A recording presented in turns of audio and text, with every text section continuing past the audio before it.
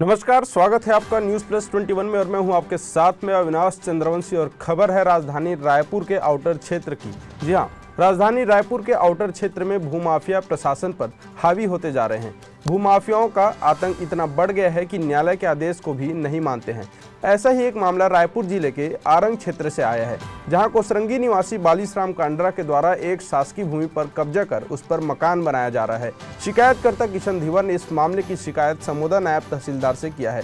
शिकायत के बाद शासकीय भूमि में हो रहे अवैध निर्माण पर रोक भी लग गया, लेकिन निर्माण अभी भी जारी है। इससे साफ अंदाजा लगाया जा सकता है कि कुछ भूमाफिया शासन और न्यायालय के आदेश का खुलेआम धज्जियां उड़ा रहे हैं। आपको बता दें कि शिकायत के बाद पटवारी हल्का नंबर 30 समोदा स्थित खसरा नंबर 2405 के संबंध में न्यायालय नायब तहसीलदार आरंग के द्वारा 18 जुलाई को स्थगन आदेश जारी किया गया था।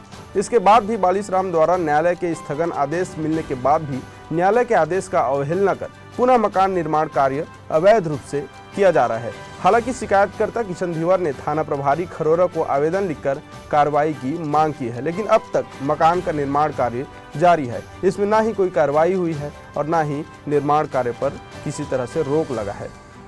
बता दें कि आवेदक किशन धीवर द्वारा आवेदन प्रस्तुत किया गया है कि ग्राम कोसरंगी के पटवारी हल्का नंबर 36 तहसील आरंग जिला रायपुर स्थित भूमि, जिसका खसरा नंबर 444/5, 1458/3, 2427/3 और रकबा 0.15, 0.14 और 0.28 हेक्टेयर भूमि आवेदक किशन धीवर के नाम पर राजस्व अभिलेख में दर्ज है। आवेदक की भूमि से लगी हुई शासकीय घास भूमि खसरा नंबर 2405 के भाग पर अनावेदक बालिसराम कांडरा के द्वारा अनाधिकृत रूप से कब्जा कर मकान निर्माण किया जा रहा है।